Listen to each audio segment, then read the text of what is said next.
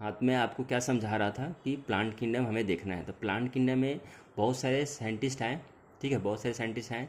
जैसे जो पहले साइंटिस्ट हैं, उन्होंने कहा था कि दुनिया में जो भी प्लांट्स हैं वो दो तरह के, या तो एनिमल की तरह है या फिर प्लांट की तरह है। एनिमल या फिर प्लांट की तरह। वो साइंटिस्ट है लिनियस कैरलस, ठीक है, लिनियस कैरलस थे। तो उन्होंने टू किंगडम क्लासिफिकेशन दिया, टू किंगडम क्लासिफिकेशन दिया। उसके बाद बीच बीच में बहुत से साइंटिस्ट आए जिन्होंने टू के बाद थ्री किंगडम क्लासिफिकेशन दिया, ठीक है, थ्री किंगडम, फिर फोर किंगडम क्लासिफिकेशन दिया। लास्ट में एक विटेकर, डब्ल्यू एच विटेकर आए, डब्ल्यू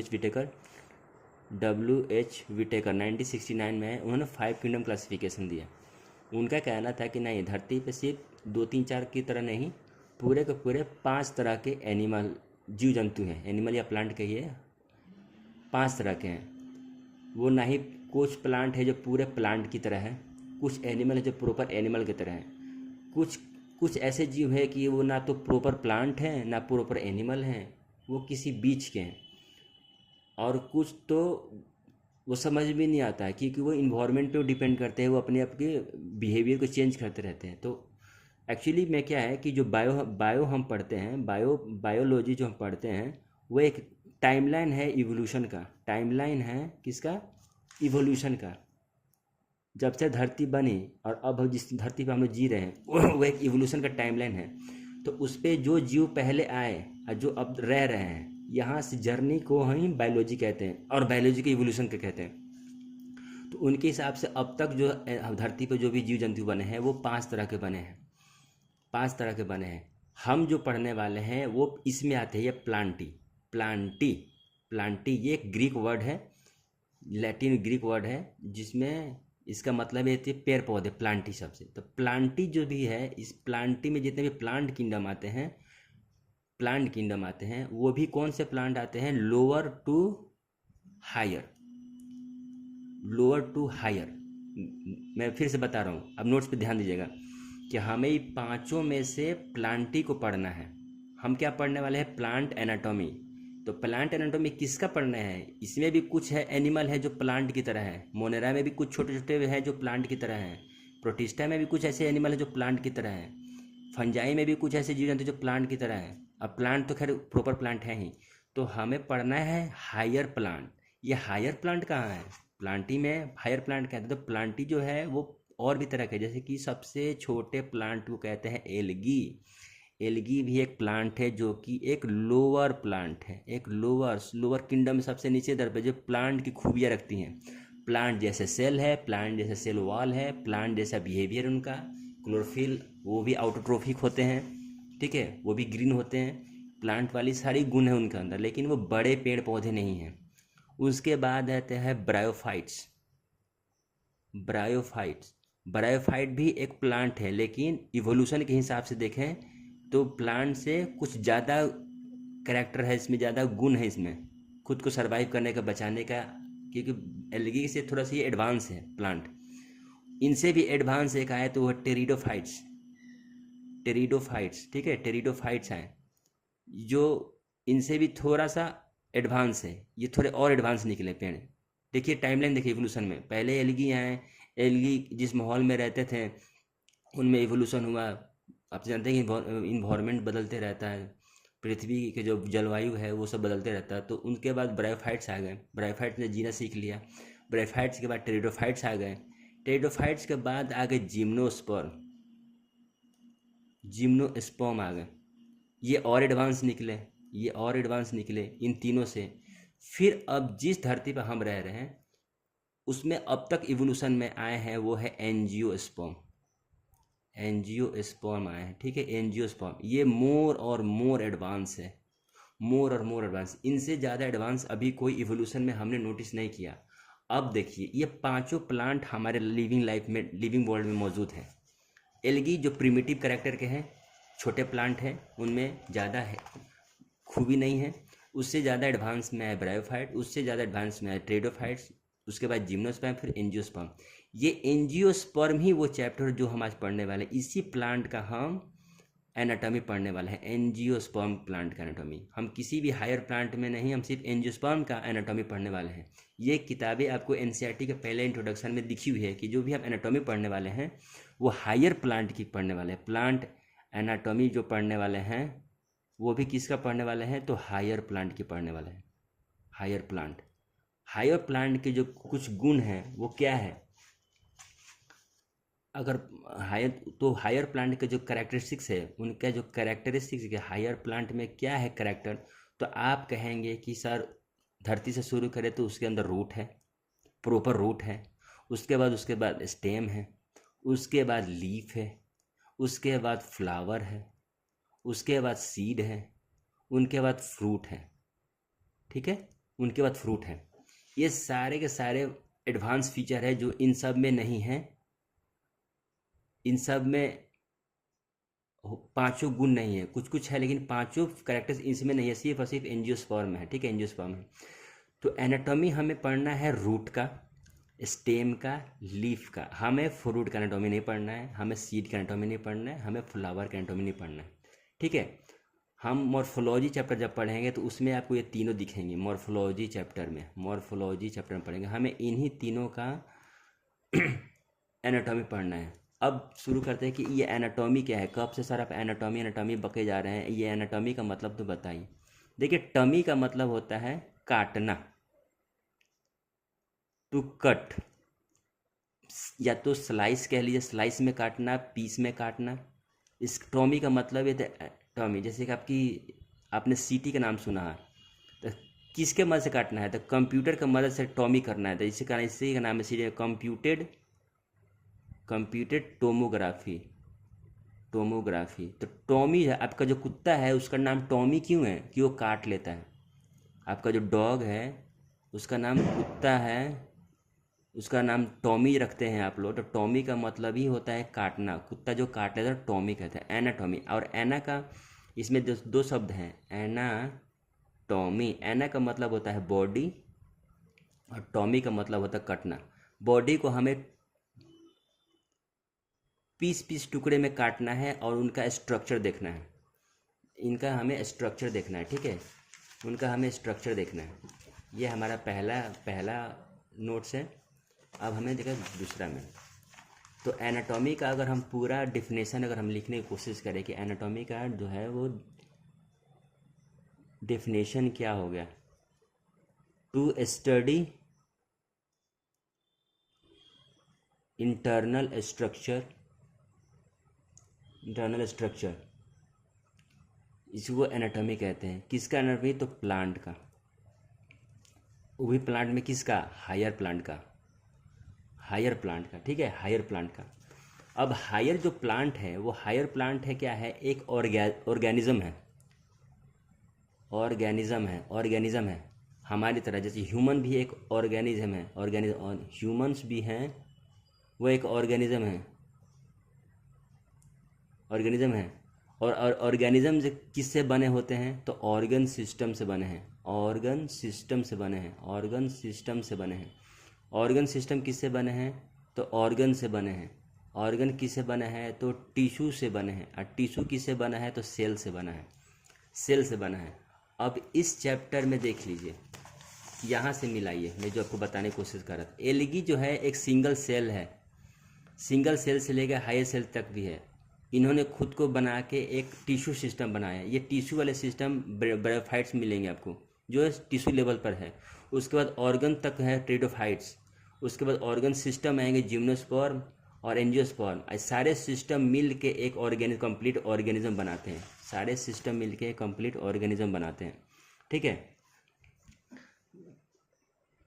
टोटल ऑर्गेनिज्म बनाते हैं। तो हमें जो एनाटॉमी जो पढ़ना है वो हमें टिश्यू लेवल पर पढ़ना है, हमें सेल पर नहीं पढ़ना है, हमें ऑर्गन पर नहीं पढ़ना है, हमें ऑर्गन सिस्टम पढ़ना है। अगर हम टिश्यू लेवल पर अगर हम एनाटॉमी पढ़ लेते हैं तो हमें इसका ऑर्गन पता चल जाएगा कि कैसे बना है, काम कैसे करता है, अब पूरा सिस्टम कैसे बना है। तो हमें टिश्यू लेवल पर एनाटॉमी पढ़नी है। ठीक है, टिश्यू का जो डिफिनेशन ही होता है कि इनके पास कॉमन ओरिजिन होना चाहिए। उसके बाद कॉमन फंक्शन होना चाहिए। और they must be coordinated, they must be coordinated. देखिए इस चीज़ों का मतलब क्या है, जो टिश्यू है उनका कॉमन ओरिजिन होना चाहिए। कॉमन ओरिजिन मतलब कि जो जिस सेल से ये बने हैं उनका कॉमन असेंस्टर होना चाहिए। तो या तो सेल है तो एक जैसे सेल दिखेंगे, कॉमन ओरिजिन है उनका, कॉमन कॉमन ओरिजिन है। अगर ये इस स्ट्रक्चर में है तो इनका एक ही तरह का स्ट्रक्चर दिखेगा, ठीक है।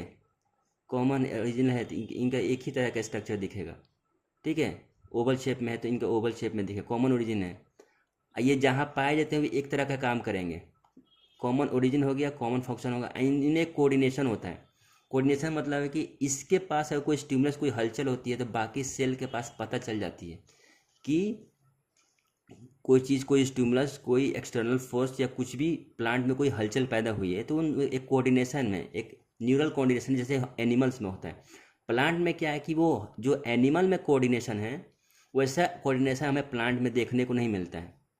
तो ये ऊपर का जो डिफिनेशन है, कॉमन फंक्शन, कॉमन ओरिजिन, वो लागू होता है। लेकिन ये तीसरा जो लाइन है ये उतना अच्छे से लागू नहीं होता। ये तीनों जो करेक्टरिस्टिक्स है वो एनिमल के लिए हैं, प्लांट में उतने अच्छे से कोऑर्डिनेटेड नहीं है।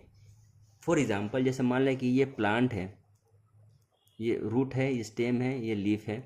प्लांट को टिश्यू पे मैंने कुछ कट लगा दिया तो इसकी लीफ को कोई फ़र्क नहीं पड़ेगा, उसको पता नहीं चलेगा कि मेरे अंदर क्या होगा। वो सेंसेशन, वो कॉन्शियसनेस एनिमल की तरह इसके पास नहीं है। फिर कहेंगे कि सर हमारे पास एक प्लांट है, उसका नाम है मिमोसा, मिमोसा पुडिका। वो क्या कहता है कि उसके पत्तियों को अगर हम छेड़ें तो वो सिकुड़ जाती हैं, जिसको छुई मुई प्लांट कहते हैं, वो सिकुड़ने लगती हैं। तो हमें उसे टच किया तो उसमें सारे सेल्स में हलचल तो हो जाती होंगी। तो हाँ, तो वो एक सीमित लेवल पे है, उस सीमित लेवल पे है। पत्ती को छूने से हमारे रूट को पता नहीं चल पाया, कुछ सेंसेशन नहीं है। रूट स्टेम को कट करने से फ्लावर को कोई कुछ असर नहीं पड़ रहा है। एक डाली को काटा, एक स्टेम है, इस स्टेम को हमने काटा, इससे कुछ फर्क नहीं पड़ा। एनिमल, अगर हम अपना हाथ काट दें, ह्यूमन का हाथ काट दें तो पूरे शरीर में हलचल मचेगी, दर्द होगी, सेंसेशन होगा, सब पता चल जाएगा मेरा हाथ कट गया। प्लांट में उस तरह कोऑर्डिनेशन नहीं है, एक सीमित लेवल तक है कोऑर्डिनेशन, ठीक है।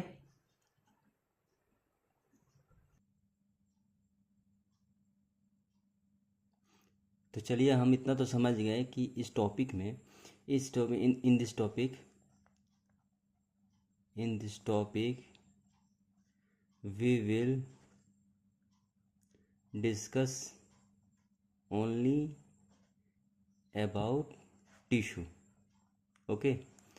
तो let's revise the definition of tissue once again, कि टिश्यू है क्या। तो टिश्यू को डिफिनेशन में हमने कहा है कि पहले तो जैसे कि हम पढ़ रहे थे कि सेल ही है, सेल के स्टडी को कहते हैं साइटोलॉजी, ठीक है, साइटोलॉजी कहते हैं। और ढेर सारे सेल मिल के एक ग्रुपिंग करके एक स्ट्रक्चर बनाते हैं जिसे कहते हैं हम टिश्यू। टिश्यू कहते हैं। तो टिश्यू क्या है कि एक ग्रुप ऑफ सेल है, ठीक है, ग्रुप ऑफ सेल है जिसके पास कॉमन ओरिजिन होगा, ठीक है, कॉमन ओरिजिन होगा और कॉमन फंक्शन भी होगा। मैंने आपको बताया है ऐसे कॉमन फंक्शन होगा। और दे मे हैव सम कोऑर्डिनेशन। तो हमने ये बताया कि उनका पहले तो सेल ग्रुप में होना चाहिए, टिश्यू बनेगा ही ग्रुपिंग से। कॉमन ओरिजिन होना चाहिए, मतलब जो जो सेल सर्कुलर सेल है तो वे हमेशा एक जैसे दिखेंगे, ठीक है, जिस तरह के एक जैसे दिखेंगे, ठीक है, कॉमन, और एक तरह का काम करेंगे। तो हम मान लें कि अगर टिश्यू अगर बना है तो टिश्यू हम प्लांट में देखेंगे कैसे। अगर ये टॉपिक सेकंड नंबर टॉपिक है तो थर्ड पेज का है, इसी टॉपिक का थर्ड में। तो टिश्यू टिश्यू जो है प्लांट में कहाँ है, टिश्यू प्लांट में कहाँ है। तो जैसे कि हम जानते हैं कि ये एक रूट है, ठीक है, रूट है, ये है स्टेम है, ठीक है, ये लीफ है। तो ये अपने आप में एक ऑर्गन है। आप मानते हैं इस बात को कि रूट भी एक ऑर्गन है, स्टेम भी अपने आप में एक ऑर्गन है, ठीक है। और लीफ, जो लीफ है ये भी अपने आप में ऑर्गन है। अगर ऑर्गन है तो बना किससे है, टिश्यू। टिश्यू किससे बना है? तो सेल से। तो इसी टिश्यू में ग्रुपिंग है, ओरिजिन है, कॉमन फंक्शन है, और इसमें किसी न किसी तरह का एक क्या बात कह सकते हैं आप कि एक तरह का कोऑर्डिनेशन भी है। वैसा कोऑर्डिनेशन नहीं है जैसा एनिमल में खोज रहे थे, वैसा कोऑर्डिनेशन इसमें नहीं है जो एनिमल में है, लेकिन कुछ ना कुछ तरह का एक कोऑर्डिनेशन इसमें है। तो प्लांट जो हमें पढ़ना है इसमें है कि जो टिश्यू है इसमें दो तरह के बेसिकली टिश्यू है। टिश्यू दो तरह के हैं। पहला टिश्यू है जो हम मानते हैं कि एक है कि मेरिस्टेमेटिक टिश्यू। देखिए, मेरिस्टेमेटिक टिश्यू। दूसरा है परमानेंट टिश्यू। ठीक है, permanent tissue. Permanent tissue, meristematic tissue जो है एक ग्रीक वर्ड है, जिसने मेरिस्टोस कहते हैं। आपके एनसीईआरटी में बात लिखी हुई है कि मेरिस्टोस। मेरिस्टोस का मतलब होता है डिवाइड। ऐसे टिश्यू ऐसे सेल के बने हुए टिश्यू जो पहले तो वो अर्ली लाइफ से मौजूद हैं, अर्ली एग्जिस्टेंस है इनका, अर्ली लाइफ से एग्जिस्ट है, और ये डिवाइडिंग सेल है। ठीक है, ऐसा सेल जो डिवाइडिंग सेल है। ठीक है, इसका डिफिनेशन यही है कि मेरिस्टेमेटिक का टिश्यू है कि वो लाइफ के शुरू से मौजूद है और वो नेचर में डिवाइडिंग सेल है। वो बने ही हैं सिर्फ और सिर्फ डिवाइड करने के लिए। अगर अगर एक सेल आपस में डिवाइड करके एक ग्रुपिंग ना बनाया हो तो ये टिश्यू नहीं बन सकते। फिर टिश्यू आपस में डिवाइड कर करके टिश्यू और ना डिवाइड कर करके कोई एक तरह के कोई स्ट्रक्चर, स्पेशलाइज स्ट्रक्चर ना बनाए तो उसको ऑर्गन नहीं कह सकते थे। तो मेरिस्टेमेटिक का मतलब ही हुआ कि ऐसा टिश्यू जो डिवाइड कर सके। प्लांट की किसी भी बॉडी में, किसी भी स्ट्रक्चर में अगर मेरिस्टेमेटिक टिश्यू है तो वो डिवीजन कर रहा है। वो पहले भी कर रहा था, अभी भी कर रहा है और आगे भी करता रहेगा। मेरिस्टेमेटिक का मतलब यही हुआ। ठीक है, मेरिस्टेमेटिक का मतलब यही हुआ। ठीक है, अब देखिए, हम टॉपिक पे चलते हैं। मेरिस्टेमेटिक टिश्यू जो है वो भी यहाँ पे मेरिस्टेमेटिक जो टिश्यू है, प्लांट में मेरिस्टेमेटिक टिश्यू हमें ढूंढना है कि कहाँ से। ठीक है, तो जैसे कि मान लें कि ये प्लांट है, तो प्लांट बना किससे होगा? यानी कि लाइफ की शुरुआत कहाँ से होती है? वो होती है सीड से। तो सीड से होती है। और सीड किससे बनता है? या तो मेल एग से, मेल मेल क्या बोलते हैं, मेल और फीमेल गैमेटोफाइट से। मेल और फीमेल गैमेटोफाइट मिलकर क्या बनाएंगे? जाइगोट। क्या बनाएंगे? देखिए, मेल और फीमेल जाइगोट मिल के, फीमेल गैमेटोफाइट मिल के बनाएंगे जाइगोट। ठीक है, जाइगोट। फ्री लिविंग वर्ल्ड में ना ही फ्री एग्जिस्टेंस ना ही किसी गैमेटोफाइट का है। आप किसी गैमेटोफाइट को या फिर किसी भी स्पर्म को आप खुले इन्वायरमेंट में छोड़ दे तो वो जीवित नहीं रह सकता। ठीक है, वो जीवित नहीं रह सकता। तो फ्री लिविंग इनका एग्जिस्टेंस, जाइगोट भी लिखा है, वो लिखा था क्या है? एक इम्ब्रियो में। ठीक है, इम्ब्रियो में जाइगोट इम्ब्रियो बनता है, और ये इम्ब्रियो होता है सीड के अंदर। तो हम कह सकते हैं कि वो सीड ही वो पहला स्टेज है, फर्स्ट स्टेज है लाइफ का, जिससे प्लांट बनता है। ठीक है, प्लांट बनता है। तो प्लांट वो सीड के अंदर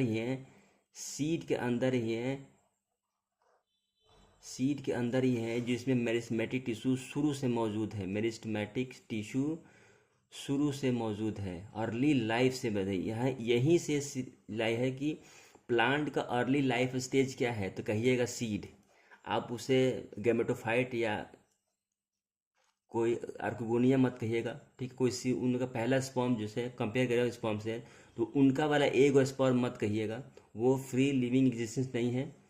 उनका जाइगोट भी एग्जिस्ट नहीं कर सकता, एम्ब्रियो भी एग्जिस्ट नहीं करता। एम्ब्रियो छुप के बैठा है कहाँ? सीड के अंदर। तो कहिएगा कि प्लांट का पहला स्टेज जो सीड शुरू, वो सीड ही है जो प्लांट को ग्रो करता है। प्लांट को मिट्टी में डालेंगे, खाद पानी देगा तो प्लांट पूरा प्रॉपर प्लांट बनेगा। अब सीड के अंदर में होता क्या है? तो कोटिलेडन्स होता है। ये है कोटिलेडन्स। और इनके बीच का जो एक्सिस है इसको कहते हैं एम्ब्रियोनल एक्सिस। ठीक है, ये एम्ब्रियोनल एक्सिस है, एम्ब्रियोनल एक्सिस, एम्ब्रियोनल एक्सिस है। एम्ब्रियोनल एक्सिस में जो ऊपर जो का हिस्सा है वो कहता है प्लेम्यूल, प्लूम्यूल, और नीचे के रेडिकल्स कहते हैं, रेडिकल्स कहते हैं। ठीक है, रेडिकल्स कहते हैं। एक बार और देखिए ध्यान से कि अगर ये कोटिलेडन्स है, ये अगर कोटिलेडन्स है तो इनके अंदर मौजूद है एक एम्ब्रियोनल एक्सिस, इसको कहते हैं एम्ब्रियोनल एक्सिस, एम्ब्रियोनल एक्सिस। इस एम्ब्रियोनल एक्सिस में होता है कि एक यहाँ का हिस्सा होता है इपिकोटाइल, ये नीचे का हिस्सा को होता है कि हाइपोकोटाइल। कोटिलेडन्स के हिस्सा का टिश्यू, ये पूरे का पूरा का पूरा का पूरा डिवाइडिंग सेल है। ये मेरिस्मेटिक टिश्यू वो टिश्यू है जो लाइफ के शुरुआत से मौजूद है। अभी हमें परमानेंट टिश्यू बना नहीं है। हमने क्या किया, टिश्यू दो तरह के हैं, एक मेरिस्मेटिक टिश्यू, एक permanent tissue. Permanent tissue, meristematic tissue वो है जो डिवाइडिंग सेल है और लाइफ के अर्ली स्टेज से मौजूद है, जो अर्ली स्टेज से भी मौजूद है, बीच में भी रहेंगे और आगे भी रहेंगे।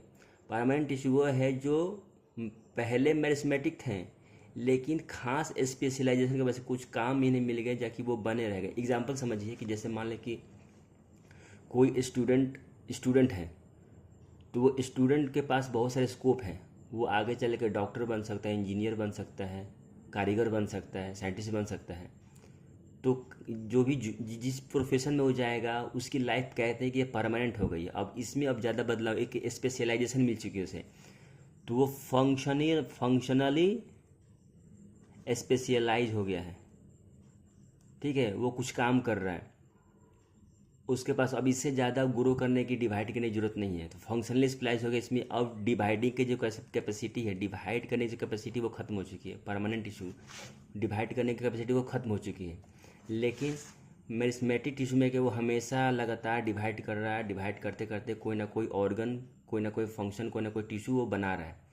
ठीक है, तो यही एम्ब्रियोनल एक्सिस है, वो शुरू से मौजूद है, यानी कि ये एक मेरिस्मेटिक टिश्यू है, ये एक मेरिस्मेटिक टिश्यू है, प्राइमरी नेचर है जो शुरू से मौजूद है। ऊपर का जो हिस्सा है इसे कहते हैं प्लूम्यूल, प्लूम्यूल। नीचे का जो हिस्सा है उसे कहते हैं रेडिकल। ठीक है, रेडिकल कहते हैं, रेडिकल कहते हैं।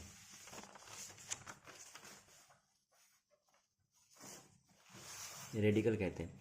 अब यहाँ से देखिए कि मान लें कि मैं रिपीट कर रहा हूँ, ये है एम्ब्रियोनल एक्सिस, ये कोटि सीड के अंदर दो बीज है, दो जो चना, मान लें कि चना का जो दो दो दाने दिखते हैं, उसको काटेंगे तो उसमें दो छोटे छोटे दाने निकलेंगे, तो उसको कोटिलेडन्स कहते हैं, उसमें होता है एम्ब्रियोनल एक्सिस। एम्ब्रियोनल एक्सिस से ही ऊपर के हिस्से को प्लूम्यूल कहते हैं और नीचे को रेडिकल कहते हैं। प्लूम्यूल प्लांट से समझिएगा, ट्रिक याद रखने का, प्लूम्यूल से प्लांट यानी कि सूट अपेक्स बनाएगा, सूट बनाएगा, और रेडिकल ही रूट्स बनाएंगे, ये रूट बनाएंगे। इसे ज़मीन में गाड़िए तो रेडिकल रूट में बदल गया, अब प्लूम्यूल से प्लांट बन गया। ऊपर का सूट अपेक्स जिसमें ब्रांचेज होंगी, लीफ होगा, फ्लावर होगा, सीड होगा, ऊपर का हिस्सा बनेगा, वो प्लूम्यूल से ही। इनके बीच में जो हिस्सा है डिवाइडिंग सेल, वो से इपिकोटाइल है, नीचे वाला हिस्सा, ऊपर का हिस्सा इपिकोटाइल, नीचे का हाइपोकोटाइल है, हाइपोकोटाइल है। ठीक है, हाइपोकोटाइल है, हाइपोकोटाइल है। अब उस चार्ट को हम दोबारा देखें कि जो टिश्यू है वो दो तरह का था। हम दोबारा बना रहे हैं, पहला बार हम समझाए, फिर समझने की कोशिश करें। हमने बोला कि एक मेरिस्मेटिक टिश्यू है, मेरिस्मेटिक टिश्यू है, मेरिस्मेटिक टिश्यू है, एक है परमानेंट टिश्यू। ठीक है, permanent tissue, permanent tissue. Meristematic tissue भी आपको दो तरह के मिलेंगे, परमानेंट टिश्यू, मेरिस्मेटिक टिश्यू भी आपको दो तरह के मिलेंगे। पहला वो है कि किस आधार पे कह रहे हैं कि परमानेंट सेल डिवाइड कर रहा है, लेकिन किस आधार पे, तो कह रहा है कि ऐसा सेल जो हमें ओरिजिन के आधार पर कहेंगे कि ये ओरिजिन इसका क्या है, वो मेरिस्मेटिक है, और पोजीशन के हिसाब से, पोजीशन के हिसाब से। मेरिस्मेटिक टिश्यू दो तरह के पाए थे, एक ओरिजिन के आधार पे, एक पोजीशन के आधार पे। ओरिजिन क्या है कि लाइफ के जो लाइफ के शुरुआत से मौजूद है उसे कहेंगे कि प्राइमरी मेरिस्टमैटिक है, मतलब प्राइमरी नेचर है, इसे कहते हैं सेकेंडरी मेरिस्टमैटिक टिश्यू। लाइफ के शुरुआत से मौजूद होगा वो है primary meristematic tissue. Primary, primary मतलब पहले, जैसे हम स्कूल में पढ़ाई करते हैं तो हमें पहले मिलता है प्राइमरी स्कूल, उसके बाद सेकेंडरी स्कूल, उसके बाद हाई स्कूल, और हाई स्कूल पास करने के बाद हम स्पेशलाइज हो जाते हैं, कुछ ना कुछ जीवन में बन जाते हैं, डॉक्टर, इंजीनियर, कारीगर, कुछ ना कुछ बन जाते हैं। तो जो हमें ईयरली लाइफ में जो मिलेगी वो हमें प्राइमरी कहेगी, यानी कि ऐसे सेल जो लाइफ के शुरुआत से मौजूद है। तो जैसे मैंने को बताया लाइफ की कहाँ शुरुआत है, ये वो सीड है, सीड ही जर्मिनेट होकर प्लांट बनेगा। तो ऐसा ऐसा मेरिस्मेटिक टिश्यू, ऐसा मेरिस्मेटिक टिश्यू जो लाइफ के शुरुआती से मौजूद हो उसे कहेंगे प्राइमरी। और ऐसा टिश्यू जो अभी तो नहीं है लेकिन बाद में चल के जब ज़रूरत पड़ेगी तो हम बन जाएंगे, उसे कहेंगे सेकेंडरी टिश्यू। सेकेंडरी टिश्यू, ठीक है, सेकेंडरी टिश्यू कहेंगे, सेकेंडरी टिश्यू कहेंगे, ठीक है। हमें अब ढूंढना है कि प्राइमरी मेरिस्टेम कहाँ कहाँ है। प्राइमरी मेरिस्टेम, तो प्राइमरी मेरिस्टेम जैसे मैंने बताया डिफिनेशन से कि अर्ली लाइफ से मौजूद हो जाता है, चाहिए अर्ली लाइफ से। ये है सीड, ये है सीड का कोटिलेडन्स, ये है हाइपोकोटाइल, ये सीड है, कोटिलेडन्स है, ये है एम्ब्रियोनल एक्सिस है। तो पहला embryonal axis, embryonal axis life के शुरुआत से मौजूद है, यानी कि ये टोटली मेरिस्टमेटिक है, टोटली मेरिस्टमेटिक है, ठीक है, मेरिस्टमेटिक है। ये प्राइमरी सेल है, प्राइमरी टिश्यू है, लाइफ के शुरू से मौजूद है, इसमें कोई भी परमानेंट टिश्यू नहीं है, no permanent tissue, okay, no permanent tissue. इसमें ऊपर का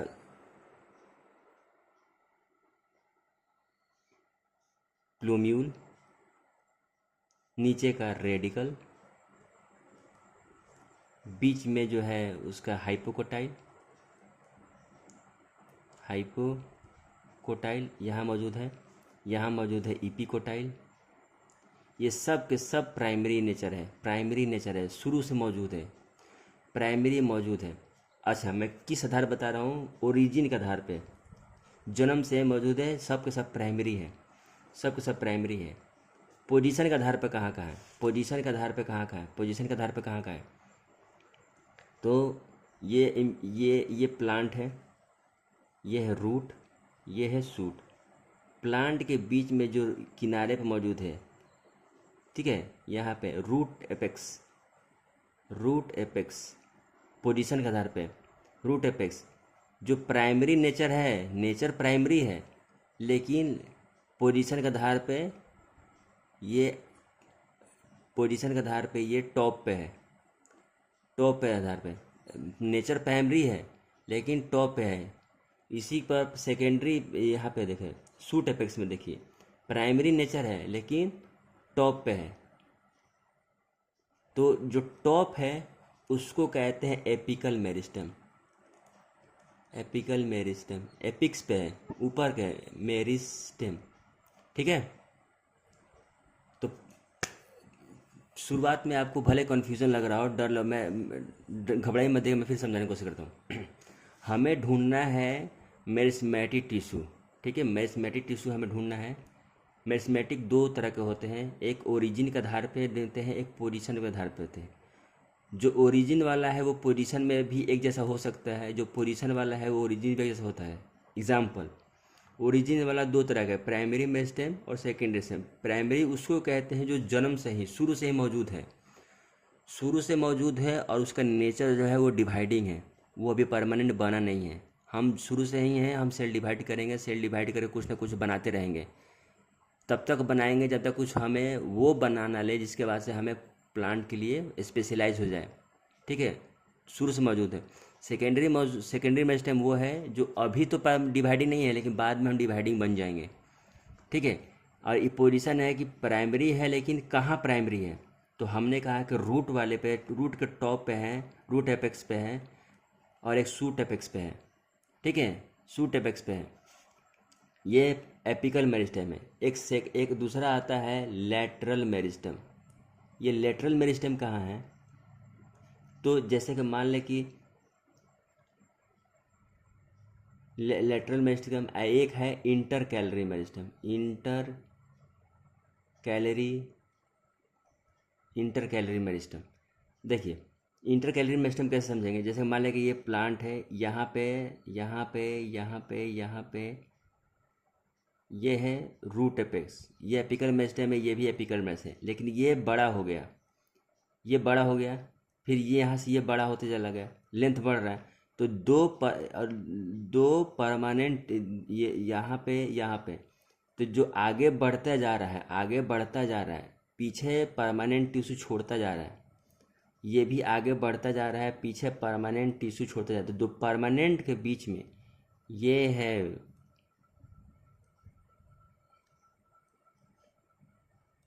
देखिए लेंथ में ये आगे बढ़ रहा है, ये आगे बढ़ रहा है, बीच में परमानेंट छूटता जा रहा है, बीच में परमानेंट होता है। तो दोनों बीच के बीच में जो एक टिश्यू जो छूट रहा है, ये भी डिवाइडिंग नेचर का है, ये भी डिवाइडिंग नेचर का है। वो हो गया आपको inter calorie meristem. Inter calorie meristem का इंटर मतलब बीच में है, कैलरी मतलब डिवाइडिंग, ऐसा डिवाइडिंग सेल जो दो परमानेंट बीच में सैंडविच की तरह मौजूद है। इसके मेन एग्जांपल है, ये किस तरह का प्लांट पाए जाएंगे, तो ग्रामीणी घास वाले, जैसे मान लो कि एक घास का मैदान हो, वहाँ पे गाय भैंस चर रहे हो, तो उस घास का जो टॉप का हिस्सा है वो तो गाय ने खा लिया, फिर देखते हैं कि कुछ दिन के बाद वह घास दोबारा उग गया पे, जर्मिनेट हो गया, दोबारा घास की पत्तियाँ आ गई हैं। तो वो इसी मेरिस्टेम, ये इंटरकैलरी मेरिस्टेम से आती हैं उस घास में, ठीक है। ग्रेजिंग एनिमल्स है वो ग्रामीणी परिवार के, तो जैसे घास हो उसमें से, तो उसमें ज़्यादातर प्लांट में उस तरह के प्लांट में इंटरकैलरी मेरिस्टेम पाया जाता है। लेटरल मेरिस्टेम क्या है, लेटरल मेरिस्टेम समझने के लिए हम एक डायग्राम बनाते हैं। लेटरल मेरिस्टेम क्या है कि वो मेरिस्टेम, लेटरल मेरिस्टेम क्या है कि मैंने आपको समझाया कि ये मेरिस्टेम है, ये है ओरिजिन के आधार पर, यह है पोजीशन के आधार पर। ओरिजिन के शुरुआत से कुछ नहीं था, लेकिन ये जो सीड है ये अब परमानेंट प्लांट बन चुका है, प्लांट बन चुका है। हम आगे दिखाएंगे कि प्लांट बन चुका है इंटरकैलरी मेरिस्टेम। बाहर का जो सेल है इसे कहते हैं हाइपो एपिडर्मिस, ठीक है, एपिडर्मिस। उसके बाद होता है कॉर्टेक्स, उसके बाद होता है इंडोडर्मिस, उसके बाद होता है वेस्कुलर बंडल, जाइलम और फ्लोएम। तो इसमें जो एक सेल जो डिवाइड बनेगा बाद में आगे चल के, इसे ही कहते हैं लेटरल मेरिस्टेम। जो ऐसे है, ऐसे बन के ऐसे दिखेगा आपको, ऐसे दिखेगा,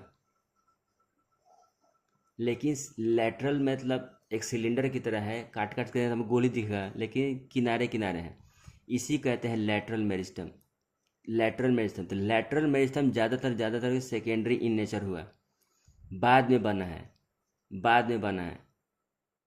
ये ध्यान रखिएगा जो मैं आपको समझा रहा हूँ। रूट वाले प्राइमरी हैं, शूट वाले प्राइमरी हैं, ठीक है, इंटर कैलरी सब प्राइमरी है, रूट प्राइमरी है। ओरिजिन के आधार पर रूट के पास है, एपेक्स पे है, इंटर करवाली इंटर पे है, बीच में है। लेटरल मेरिस्टेम बीच में है लेकिन किनारे तरफ, सेकेंडरी है और बीच में भी है, सेकेंडरी भी है और लेटरल भी है, कब तक, जब तक स्पेशलाइज ना हो। अब वही सेल वही टिश्यू बाद में मैच्योर होके, पहले बनेंगे मैच्योर के बाद होंगे परमानेंट बनेंगे। अच्छा अब देखिए इसमें क्या है,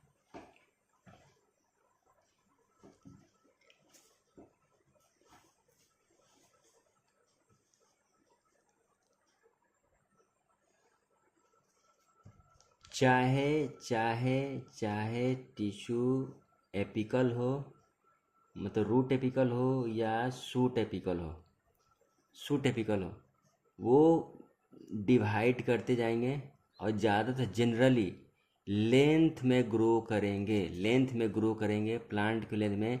और लेंथ में ग्रो कर रहे हैं, जो प्राइमरी टिश्यू है प्राइमरी टिश्यू जो है जैसे रूट के पास है, शूट के पास है, इंटरकैलरी मेरिस्टेम है, ये सब प्राइमरी रूट ही डिवाइड करके लेंथ बढ़ रहा है, इसीलिए कि इसको हम कहते हैं प्राइमरी ग्रोथ। प्राइमरी ग्रोथ ऐसा ग्रोथ, देखिए प्राइमरी ग्रोथ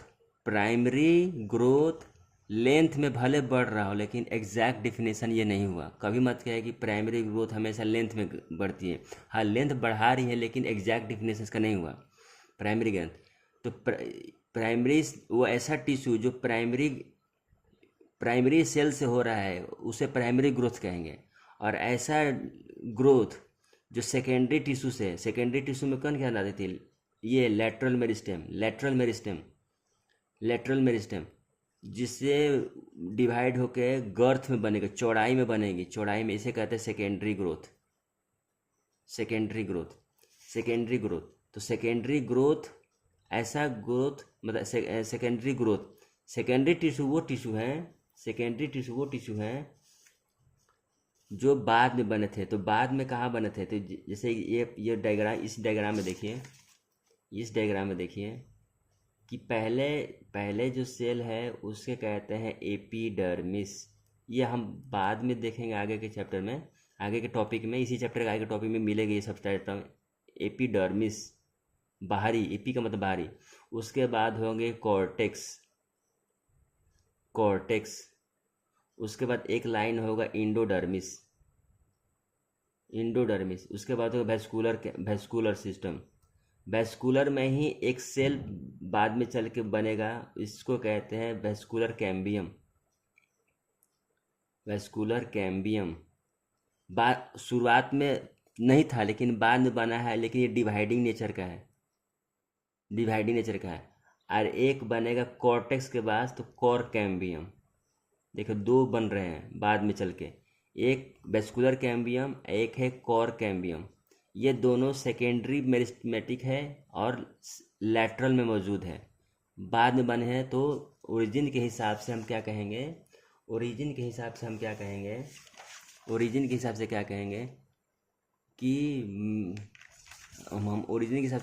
कि बने हैं भले बाद में लेकिन इनका पोजीशन लेटरल। हम एक बार और चार्ट बनाते हैं, हम 3 बार चार्ट बना चुके हैं, एक बार और हम चार्ट बनाएंगे आपके लिए।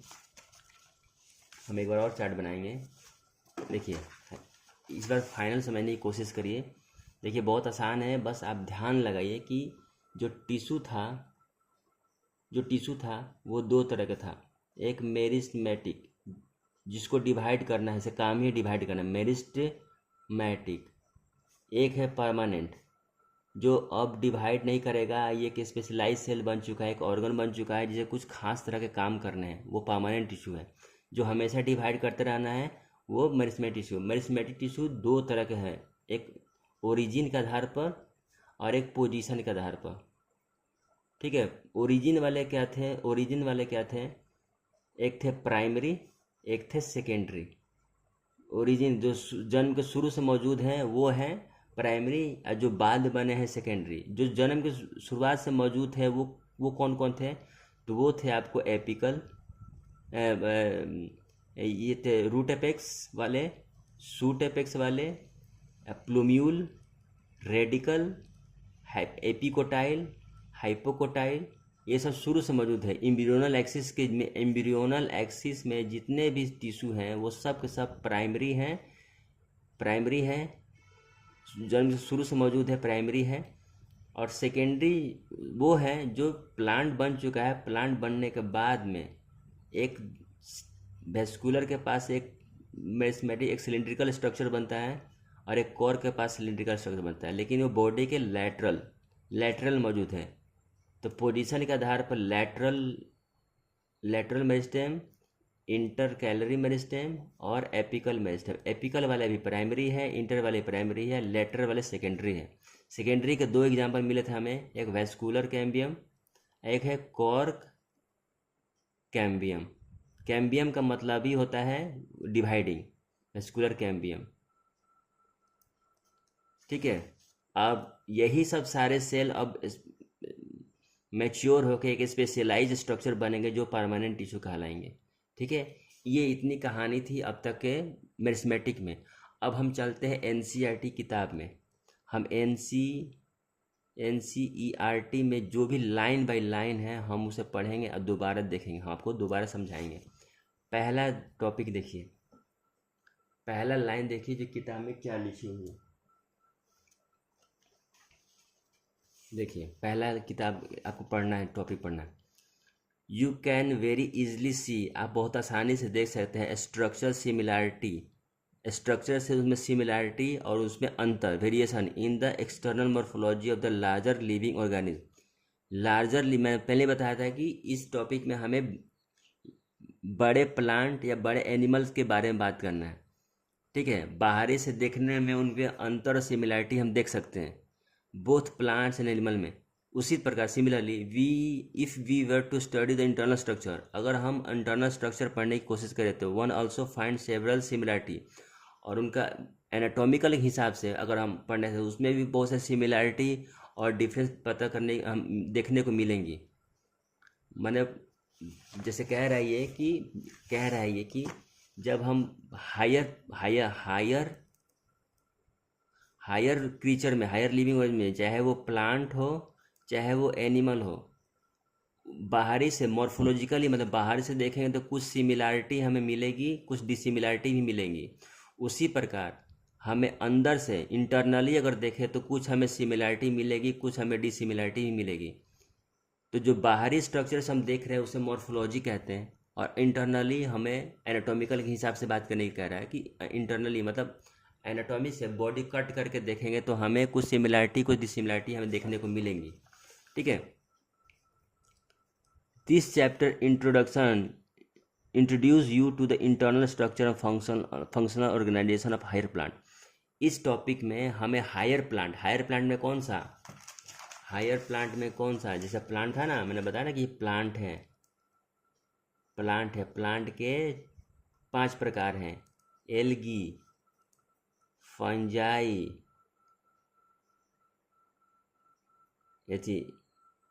एल्गी, ब्रायोफाइट्स, टेरिडोफाइट्स, जिम्नोस्पर्म और एंजियोस्पर्म।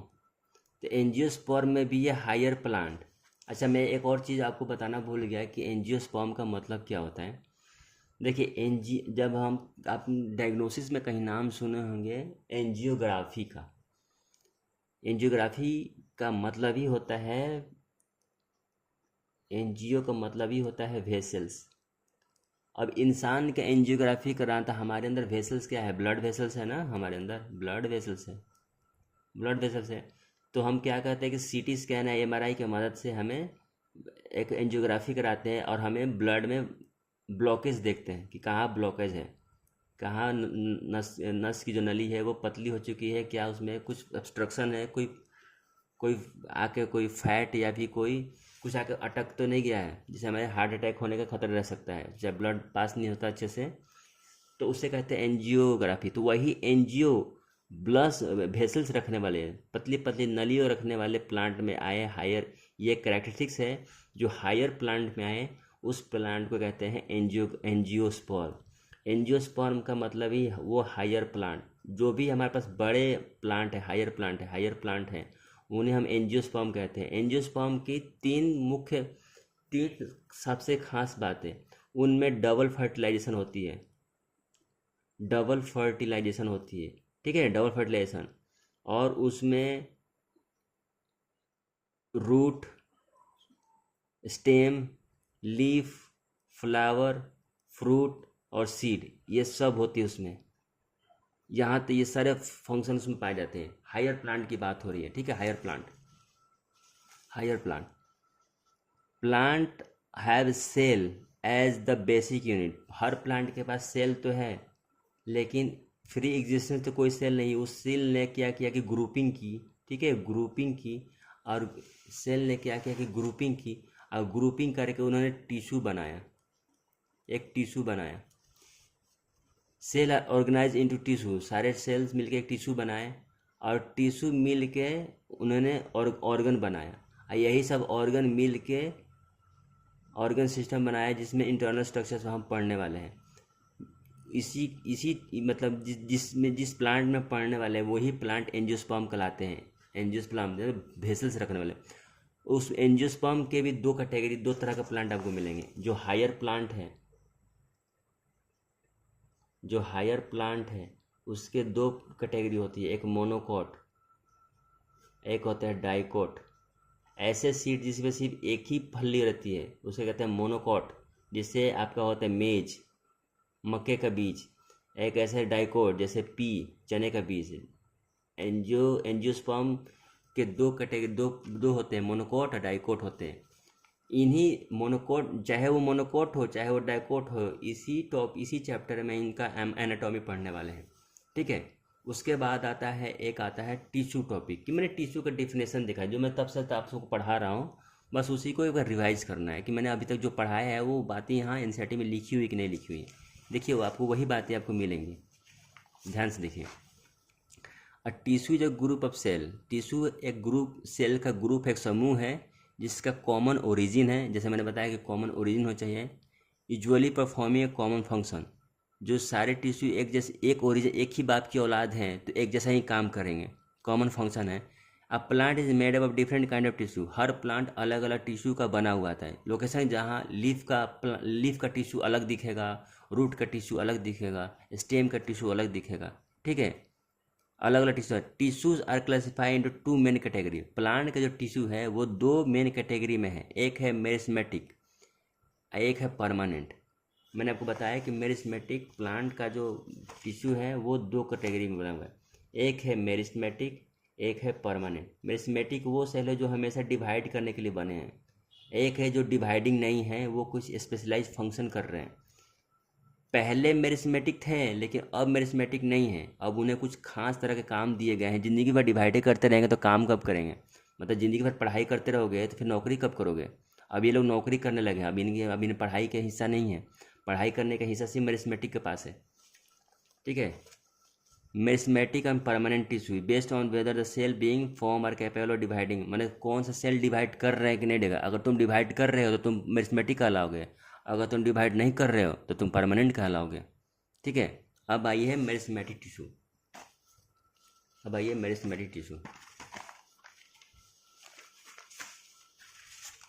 मेरिस्मेटिक टिश्यू देखिए इसमें क्या लिखा। A growth in a plant is largely restricted to a specialized region of the active cell dividing colonization। जो प्लांट में जो ग्रोथ हो रहा है वो हर जगह नहीं हो रहा है, किसी किसी खास एरिए पे। जैसे कि ये प्लांट है, एक रूट है, ये शूट है, इसमें ब्रांच है, ये लीफ है, ये फ्लावर है, फ्लावर के अंदर में है सीड है।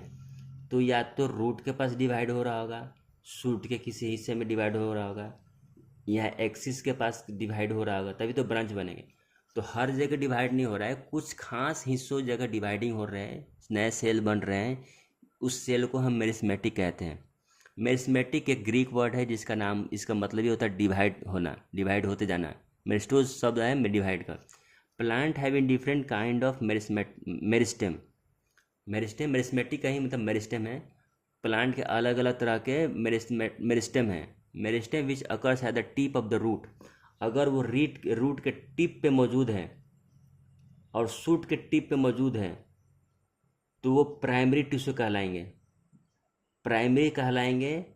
और एपिकल कहलाएंगे। तो प्राइमरी किस आधार पे होंगे? ओरिजिन के आधार पे, लाइफ के शुरुआत से मौजूद है तो प्राइमरी कहलाएंगे, और पोजीशन के आधार पे एपिकल कहलाएंगे।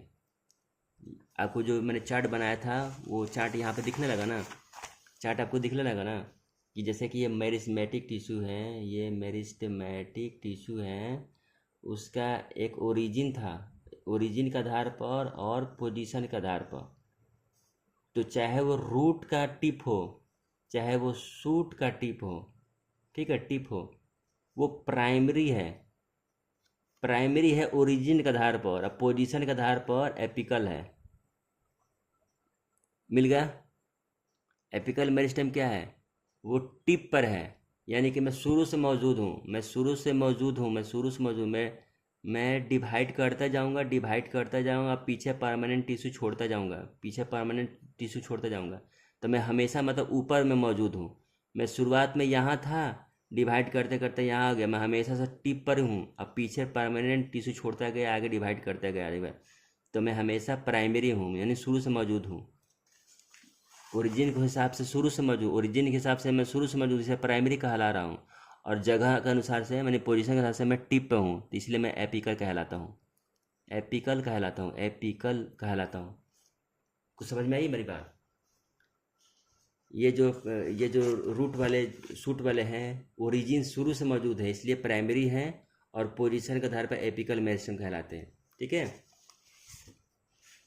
यहाँ देखिए, root apical meristem, root apical meristem occupy the tip of the root while the shoot apical meristem occupy the distant-most region of the stem।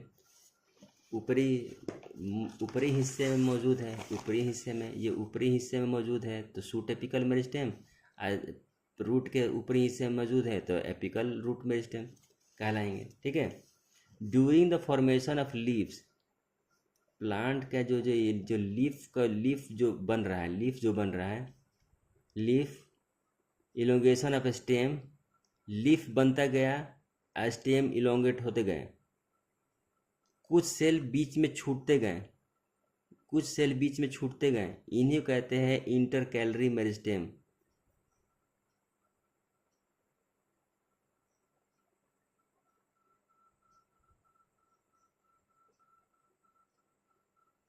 Intercalary meristem, और इंटरकैलरी मेरिस्टेम को ही अगर स्टेम के बीच में है, ठीक है, तो इन्हें कहेंगे नोड।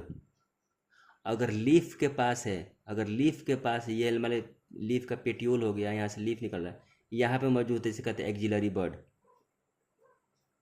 बर्ड।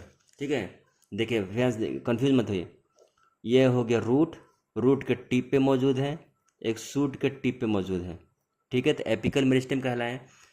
सेल ग्रोथ होते गया, अगर वो स्टेम के बीच में मौजूद है तो उसे कहेंगे नोड। अगर वो लीफ के पास मौजूद है तो उसे कहते हैं एक्जिलरी बर्ड। नोड और एक्जिलरी बर्ड आपस में दोनों को दोनों इंटरकैलरी मेरिस्टेम है, याद रखिएगा, इंटरकैलरी मेरिस्टेम है। ये लिख लीजिए किसी लाइन पर, मैं जो बोल रहा हूँ उसे लिख लीजिए। अगर रूट के टिप पर है, शूट के टिप पे है, तो एपिकल मेरिस्टेम और प्राइमरी नेचर के हैं, लाइफ के शुरू से मौजूद हैं। बाद में जब प्लांट ग्रो होते गया और कुछ मेरिस्मेटिक टिश्यू बीच में छूटते गए तो वो दो तरह के टिश्यू बनाएंगे। अगर स्टेम में छूट रहे हैं तो वो कहलाएंगे नोड या नोडल टिश्यू। अगर लीफ के पास अगर छूट रहे हैं यहाँ पे तो वो कहलाएंगे एक्जिलरी बर्ड कहलाएंगे। ये भी मेरिस्मेटिक टिश्यू डिवाइडिंग सेल है जो आगे चल के फ्लावर या नए तरह के लीफ बना सकते हैं। ठीक है, आपके बात में यही लिखा हुआ है। अच्छा, इंटरकैलरी मेरिस्टेम ज़्यादातर ग्रास वाले ग्रेजिंग हर्बीवोर, जो प्लांट जिसमें गाय भैंस चढ़ जाती है जिन घास को, उसमें ज़्यादातर दे अकर इन ग्रासेस, वो घास में पाए जाते हैं। Generate parts remove by the grazing herbaria, वो पार्ट जो गाय घास चढ़ जाती हैं तो वापस उग जाती हैं, वो किसके वजह से उगती है? तो इंटरकैलरी मेरिस्टेम की वजह से, जो स्टेम के बीच में मौजूद था, स्टेम के बीच में मौजूद है। ठीक है, अब ये line, both apical meristem and intercalary meristem are primary in nature, life के शुरू से मौजूद है, प्राइमरी है, because they appear early in the life plant and constitute the formation of primary plant body. ऐसे meristem can occur in the mature region of root and shoot of many plant, particularly those that produce woody axis and appears later than primary meristem। अब यहाँ पे secondary की बात हो रही है कि ये था सीड। ठीक है, ये था सीड से बने प्लांट जो शुरू से मौजूद हैं। ये रूट के पास है, ये शूट के पास है, बीच बीच में इंटरकैलरी मेरिस्टेम है। ठीक है, ये हो गया बीच में परमानेंट टिश्यू, बीच में इंटरकैलरी मेरिस्टेम, ये फिर एगो परमानेंट टिश्यू हो गया, फिर हो गया इंटरकैलरी मेरिस्टेम, फिर परमानेंट टिश्यू हो गया, फिर हो गया इंटरकैलरी मेरिस्टेम, फिर हो गया परमानेंट टिश्यू, फिर इंटरकैलरी मेरिस्टेम। ये रूट की तरफ बढ़ रहा है, ये शूट की तरफ बढ़ रहा है, बीच में इसमें इंटरकैलरी मेरिस्टेम छूटते जा रहा है। ठीक है, आगे चल के यही लोग अगर लकड़ी कुछ ऊडी बना रहे हैं तो ऊडी में जो लकड़ी गर्थ में जो चौड़ाई बढ़ रहे हैं, आगे चल के कुछ बीच में बाद में डिवाइडिंग सेल बनाएंगे, उन्हें कहते हैं सेकेंडरी। देखिए लाइफ के बाद में आ रहे हैं तो सेकेंडरी है। और पोजीशन के हिसाब से किनारे किनारे मौजूद है, लेटरल मौजूद है, लेटरल मौजूद है, लेटरल मौजूद है, लेटरल मौजूद है, लेटरल मौजूद है। तो इन्हें कहने के सेकेंडरी और लेटरल मेरिस्टेम, सेकेंडरी और लेटरल मेरिस्टेम कहेंगे, सेकेंडरी और लेटरल मेरिस्टेम कहेंगे, सेकेंडरी और लेटरल मेरिस्टेम कहेंगे। ठीक है, सेकेंडरी और लेटरल मेरिस्टेम कहेंगे। The meristem that occurs in a mature region of the root and shoot plant body, particularly those that produce woody axis, appears later। Primary meristem के बाद में appear हो रहे उन्हें सेकेंडरी कहेंगे और लेटरल कहेंगे। लेटरल हमेशा सिलिंड्रिकल होते हैं, सिलिंड्रिकल मैंने आपको बताया था सिलिंड्रिकल। जैसे कि एक लकड़ी कैसा होता है, गोल होता है ना, लंबा लंबा होता है। तो इसका एक स्लाइस काट देंगे, ये लकड़ी है, इसका एक स्लाइस काट देंगे, ऊपर से देखेंगे हम, ऊपर से देखेंगे तो कैसे दिखेगा, ऊपर से देखेंगे तो कैसे दिखेगा, बाहर का एरिया एपिडर्मिस, बीच में है कॉर्टेक्स, अंदर है endodermis, vascular bundle, vascular bundle के पास है जाइलम और फ्लोएम। तो जाइलम फ्लोएम के बीच में एक कैम्बियम बनेगा, वेस्कुलर कैम्बियम, वेस्कुलर कैम्बियम, और कॉर्क के पास बनेगा एक कोर कैम्बियम। ये दोनों सेकेंडरी मेरिस्टेम है और सिलिंड्रिकल है और लेटरल है। याद रखिएगा, बाद में बना है इसलिए सिलिंड्रिकल बोलेंगे, किनारे बना है तो लेटरल कहेंगे, और दिखने में सिलेंडर जैसे होते हैं। तो वेस्कुलर कैम्बियम, कोर कैम्बियम, यानी इंटरफेसिकुलर कैम्बियम और फेसिकुलर कैम्बियम, ये सब एक जैसे ही हैं। ये सब बाद में बना है तो सिलिंड्रिकल, ओरिजिन के हिसाब पर लेटरल है, और देखने में कैसा है, सिलिंड्रिकल है, सिलिंड्रिकल है। ठीक है, सिलिंड्रिकल है। Fascicular, vascular cambium, they appear cylindrical meristem, cylinder vascular cambium, interfascicular cambium, core cambium example of lateral meristem. Lateral meristem को ही सिलिंड्रिकल, लेटरल मेरिस्टेम भी सेकेंडरी है नेचर में, क्योंकि बाद में बना है और स्ट्रक्चर कैसा सिलिंड्रिकल है। These are responsible for producing secondary tissue, यही tissue secondary tissue secondary tissue जो सेकेंडरी टिश्यू है वो ग्रो करेंगे तो सेकेंडरी ग्रोथ, ऐसा ग्रोथ जो सेकेंडरी टिश्यू से हो रहा है उसे सेकेंडरी ग्रोथ कहेंगे। और यही चौड़ाई में बढ़ता है, चौड़ाई में गर्थ पैदा करता है, गर्थ पैदा करता है, गर्थ पैदा करता है। ठीक है, गर्थ पैदा करता है। और बाद में स्पेस यही गर्थ एक लंबाई में बढ़ा, एक चौड़ाई में बढ़ा, और चौड़ाई कर बढ़ते समय में एक स्पेशल स्ट्रक्चर बन जाएंगे जिसमें अब डिवाइडिंग की कैपेसिटी ख़त्म हो जाएगी, अब वो डिवाइड नहीं करेंगे, तो उन्हें कहेंगे परमानेंट टिश्यू। ठीक है, बस इतना ही इस टॉपिक में था। इस टॉपिक को आप दोबारा पढ़ लीजिए एक बार, आपको समझ में आएगा। वीडियो दोबारा लेक्चर देख लीजिए, आपको समझ में आ जाएगा। ठीक है, उसके बाद शुरू होता है परमानेंट टिश्यू, जो बहुत ही इंटरेस्टिंग है और आपके नए वाले एनसीईआरटी किताब में इसी टॉपिक से स्टार्टिंग है। ठीक है, जिसमें आगे है और कुछ टॉपिक उस नई किताब में मिसिंग है, लेकिन इस पुराने वाले में है। मैं पुराने वाले किताब से पढ़ा रहा हूँ ताकि आपको बातें अच्छी समझ में आ जाए। फिर मैं बताऊँगा कि कौन सा टॉपिक आपको पढ़ना है, कौन सा टॉपिक नहीं पढ़ना है। ठीक है, मिलते हैं नेक्स्ट वीडियो में जिसका नाम होगा परमानेंट टिश्यू।